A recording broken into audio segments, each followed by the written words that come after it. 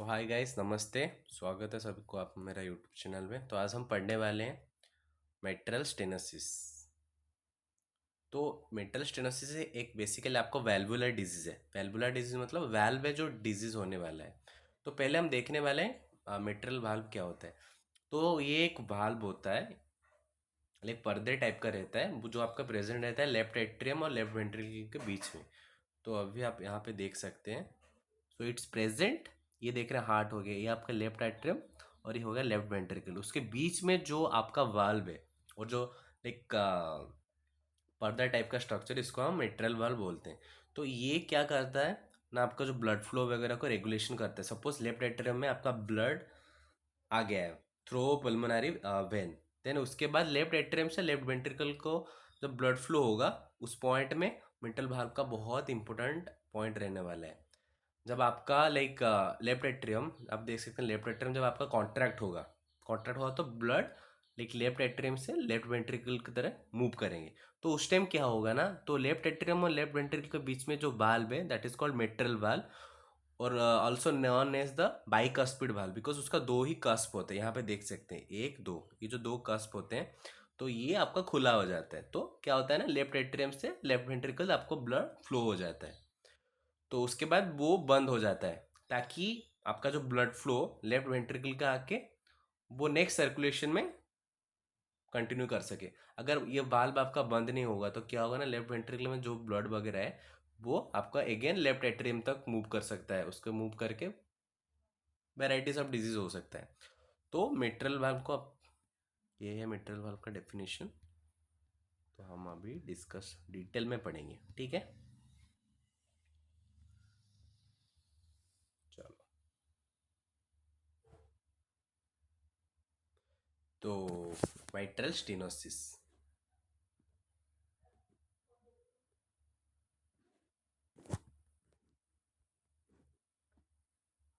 तो हम क्या देखने वाले हैं, डेफिनेशन देखेंगे, इटियोलॉजी और pathology, pathophysiology, clinical feature, investigation and treatment. तो अब पहले देखेंगे हम डेफिनेशन। ओके, सो तो definition, mitral stenosis is a valvular heart disease characterized by the narrowing of the orifice of the mitral valve so that in the restriction of the blood flow from left atrium to left ventricle during diastole। तो यहाँ पे बताया जा रहा है mitral stenosis. ये जो term है आपका स्टेनोसिस, स्टेनोसिस मतलब आपका नैरोइंग है। लाइक जब इस ये एक वाल्वुलर हार्ट कंडीशन है जहाँ पे क्या होगा, narrowing of the orifice of the mitral. तो आपका जो मिट्रल वाल्व है वो नैरोड हो जाएगा। तो क्या होगा, there will be restriction of blood flow from left atrium to left ventricle. ये देखिए, अगर ये आपका वाल्व है, ठीक है, ये अगर आपको पूरा खुला नहीं होगा, अगर नैरो डाउन हो जाएगा तो छोटा सा होल रहेगा। तो जब ब्लड फ्लो लेफ्ट एट्रियम से लेफ्ट वेंट्रिकल तक होगा तो कॉमन सा चीज़ देखिए, आपका जो ब्लड फ्लो है वो वगैरह लाइक रेस्ट्रिक्शन हो जाएगा, reduce of the blood flow हो जाएगा ड्यूरिंग डायस्टल। सिस्टोल मतलब क्या होता है, कॉन्ट्रैक्शन। डायस्टल मतलब रिलैक्सेशन। तो ये फ्लो कब होता है आपका, जब लेफ्ट वेंट्रिकल रिलैक्सेशन फेज में होता है। देखिए, रिलैक्सेशन फेज में होगा तभी तो वो मतलब ब्लड को एकोमोडेट कर पाएगा ना, कॉमन सी चीज़ है। ओके, तो आप देख सकते हैं यही है। तो मिट्रल valve स्टेनोसिस में क्या हो गया, पहला point, it's a narrow down of the mitral valve that present between left atrium to left ventricle during the diastole. तो ये देख सकते हैं आपका वैल्व हो गया। इसको mitral valve otherwise known as the bicuspid valve, क्योंकि उसका दो ही कस्प होते हैं। ये देख सकते हैं दो कस्प है, नैरोइंग ऑफ द मिट्रल, तो नैरो डाउन हो जाएगा आपका। ये नॉर्मल लाइक होल रहता है जब मूवमेंट करते हैं। अगर नैरो डाउन हो गया तो ये होल छोटा हो जाएगा, तो reduction of the blood flow हो जाएगा। इटियोलॉजी, तो इटियोलॉजी में क्या देखेंगे हम, मतलब कौन सा कॉज हो सकता है मिट्रल valve स्टेनोसिस में। तो पहला आपका हो गया like rheumatic fever. Rheumatic fever. Usually severe mental stenosis takes about 20 to 30 years to develop after the last known about the rheumatic fever। तो rheumatic fever मतलब क्या हो गया, जो ये आपका लाइक एक rheumatic fever होता है जिससे लाइक स्टेप्टोकोकस हो गया, तो इसके वजह से आपको बेसिकली फीवर वगैरह होता है। तो एक हार्ट रिमेटिक हार्ट डिजीज होता है, तो जहाँ पे आपको बुखार होता है तो उसके वजह से भी मेटल स्टेनोसिस आपका डेवलप हो सकता है। तो कैल्शियम डिपोजिशन, तो जो यहाँ पे हम देखिए अभी, ये जो मिट्रल भाल्व है उसके लाइक भाल के ऊपर अगर आपको कैल्शियम का लाइक डिपोजिशन ज़्यादा हो जाएगा तभी भी आपको मेटल स्टेनोसिस होने का रीज़न हो सकता है। देखिए ना, कॉमन से चीज़ है, स्टेनोसिस मतलब नैरो हो जाएगा आपको, लाइक एक पॉइंट से जब ब्लड फ्लो होगा तो वो नैरो डाउन होगा, तो क्या होगा, ब्लड फ्लो रेस्ट्रिक्शन होगा। तो कैल्शियम डिपॉजिट अगर हो जाएगा मिट्रल valve का आगे तो ऑब्वियसली नैरो डाउन होगा। अदर कॉजेज क्या क्या हो सकते हैं, कॉन्जेनिटल डिफिट, मतलब लाइक पैदा ही कुछ इशू वगैरह होते हैं, chest radiation rare, auto immune disease such lupus, auto immune disease हो गया। उसके पॉइंट ऑफ व्यू अगर ये हो गया, उसका इटियोलॉजी आप देख सकते हैं।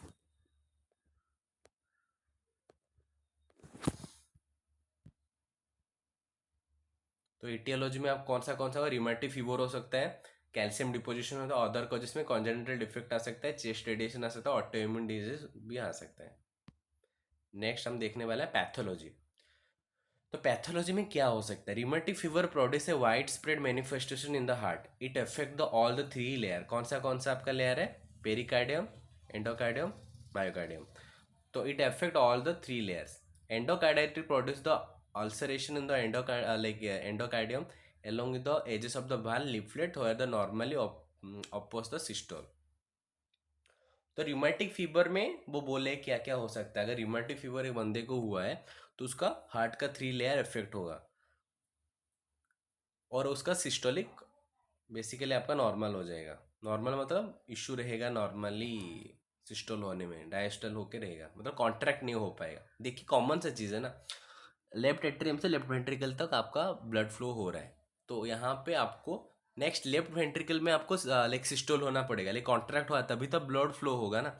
अगर वो ब्लड लाइक नैरो डाउन होगा, प्रॉपर मतलब ब्लड फील नहीं हो पाएगा, तो आपका लाइक लेफ्ट वेंट्रिकल में कैसे सिस्टोल पोजीशन होगा। Then tiny nodules of fibrin and platelet accumulate and gradually progress to fuse in the leaflet and the commission. तो above mentioned nodules are called as Asop nodule, एक nodule का नाम होता है।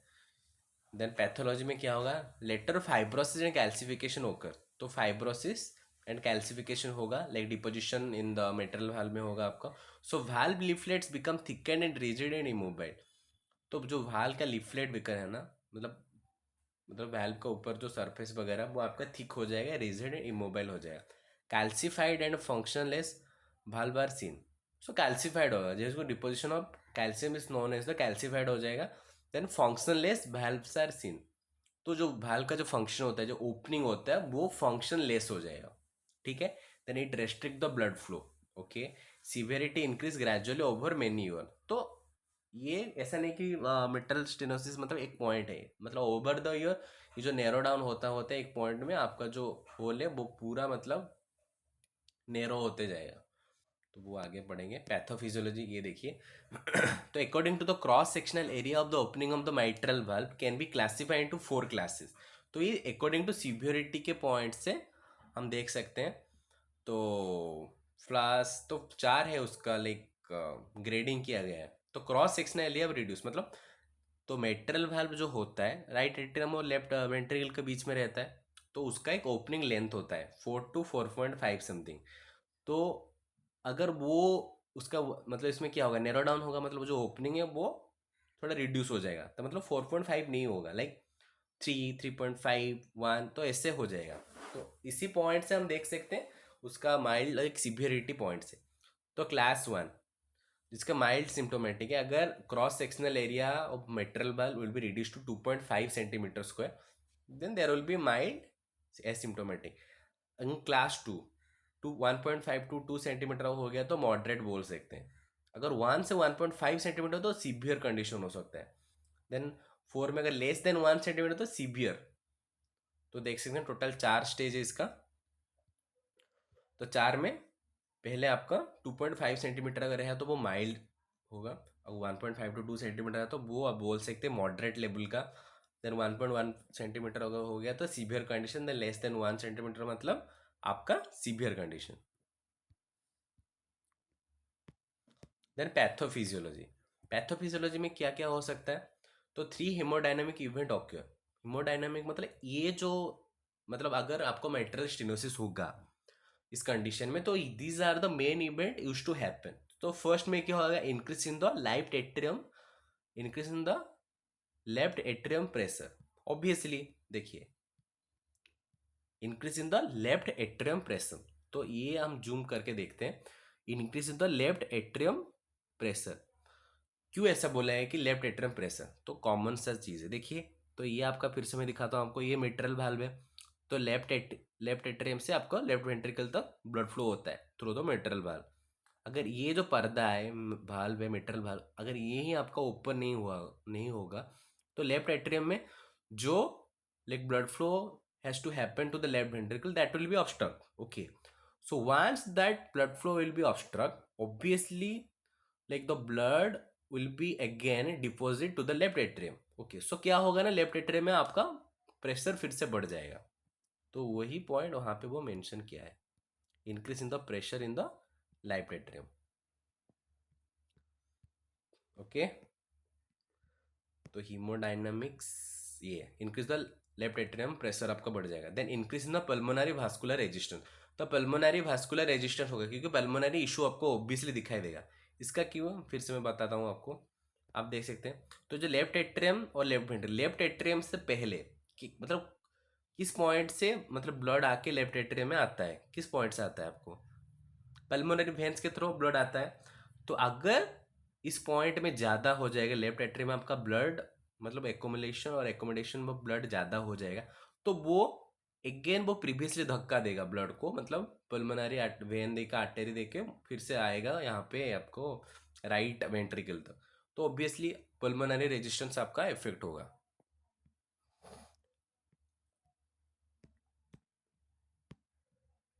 Decrease in the cardiac output, obviously cardiac output आपका decrease हो जाएगा। Then clinical feature, clinical feature में पहले देखेंगे डिस्पिनिया। तो डिस्पिनिया में क्या होता है कि लाइक रेस्टलेस ब्रीदिंग, लाइक आपका जो रेस्टलेस ब्रीदिंग नहीं होता, शॉर्टनेस ऑफ द ब्रीदिंग, जो आप ब्रीदिंग का पैटर्न है ना, वो आपका पूरा स्लो डाउन हो जाता है, प्रॉपर से ब्रीद नहीं कर पाते। पल्मोनरी एडिमा, लाइक लंग्स में आपको एडिमा होने का चांसेस बढ़ जाता है। देन क्रॉनिक कफ, जो कफ वगैरह है ना, वो प्रोलॉन्ग टाइम के लिए होता है, इसलिए क्रॉनिक मतलब if something happened for a longer time as usual, it is known as the chronic cough. Then orthopnea, so shortness of breathing in the resting position, lie down position। Suppose आप लेटे हुए हैं, आपको restless like breathing difficult हो रहा है, shortness of the breathing, मतलब इसको ऑर्थोपनिया बोल सकते हैं।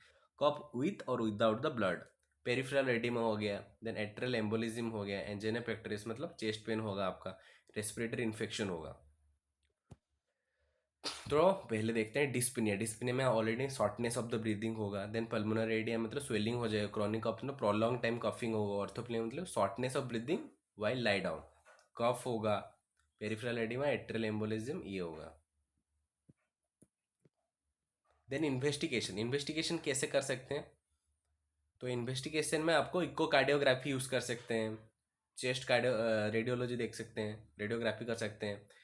देन ईसीजी इलेक्ट्रोकार्डियो मतलब पी वेव वगैरह, PQRS, वो वेव्स आप ऑब्जर्व कर सकते हैं। देन कार्डियक कैथेटराइजेशन, कैथेटर डाल के चेक कर सकते हैं।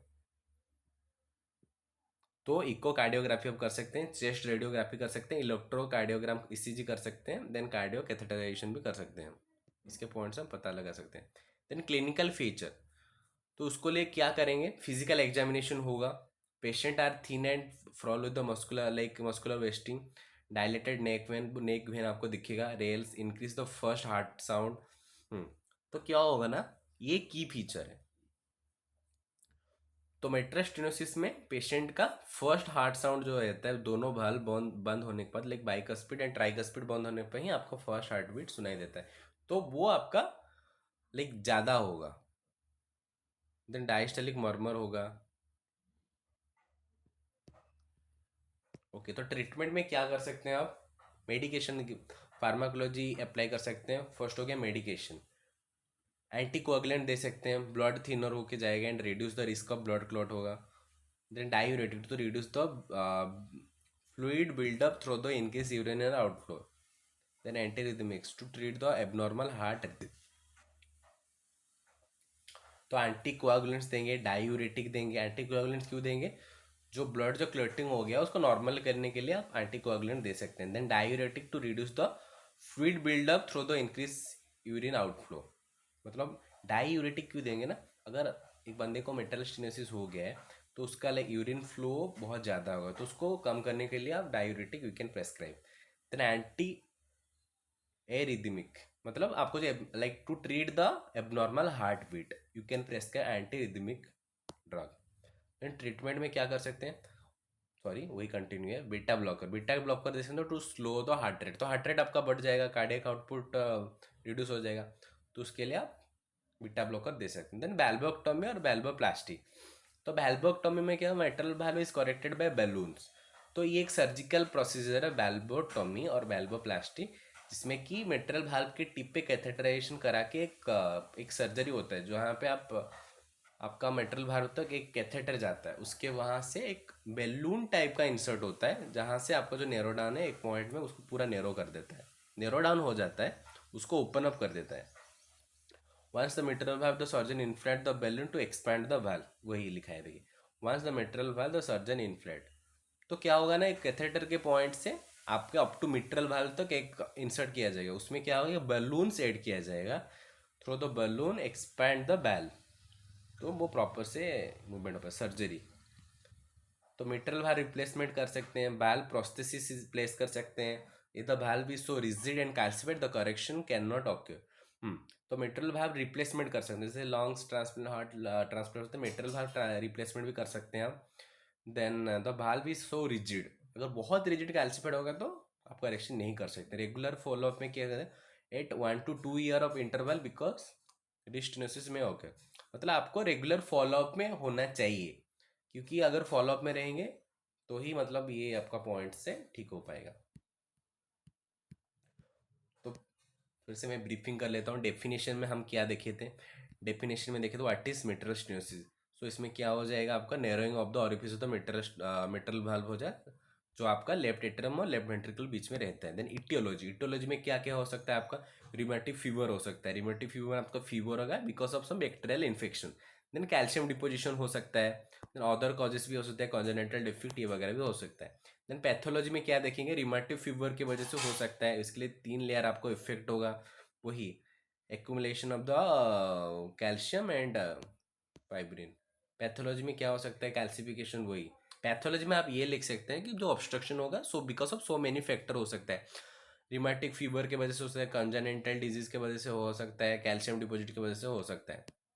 तो पैथोफिजियोलॉजी में आप बोल सकते हैं, उसका 4 टोटल लेवल होता है, 1 2 3 4।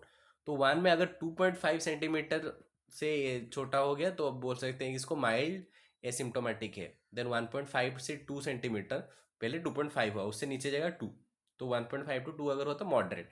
देन 1.5 से नीचे, 1.5 और 1 के बीच अगर हुआ तो सीवियर बोल सकते हैं, और लेस देन 1 तो वेरी वेरी सीवियर। तो 1 2 3 4 ये इंपॉर्टेंट है, देख सकते हैं आप। पैथोफिजियोलॉजी में क्या क्या इवेंट आपका होगा, तो ऑब्वियसली लेफ्ट एट्रियम में आपका प्रेशर इंक्रीज हो जाएगा। Then pulmonary vascularization, pulmonary issue आपको दिखेगा, फैटिग वगैरह रहेगा आपका, decrease in the cardiac output रहेगा। देन क्लिनिकल फीचर में क्या डिस्पनिया रहेगा, आपको ऑलरेडी बोला, shortness of the breathing, orthopnoea lie down. Then peripheral oedema, atrial एम्ब्लियोमा, एंजिना पेक्टोरिस, चेस्ट पेन होगा, रेस्पिरेटरी इन्फेक्शन होगा आपको। इन्वेस्टिगेशन कैसे करेंगे, echo cardiography, chest radiography, electrocardiogram, ECG, cardio catheterization. Clinical में आप देख सकते हैं ये वगैरह आपको पॉइंट होगा। देन ट्रीटमेंट में मेडिसिन वगैरह, एंटी कोआगुलेंट दे सकते हैं आपको ब्लड क्लॉट को रिड्यूस करने के लिए, डायूरेटिक दे सकते हैं आपका मतलब यूरिन फ्लो को कंट्रोल करने के लिए, लाइक देन एंटी रिदम, आपको रिदमिक हार्ट का जो रिदम का इशू है उसको फिक्स करने के लिए आप एंटी एरिदमिक मेडिसिन दे सकते हैं। देन बीटा ब्लॉकर दे सकते हैं to reduce the heart rate. Then valvotomy और वैल्वोप्लास्टी ऑलरेडी मैं बता चुका हूँ, एक बैलून टाइप का इंसर्ट किया जाता है आपको मिट्रल वाल्व को to expand it. Then surgery, mitral valve stenosis, prosthesis placed. Then prosthesis मतलब एक आर्टिफिशियल टाइप का वाल्व रहता है जो आपका काम करेगा। Okay, I hope you guys understand. So thank you.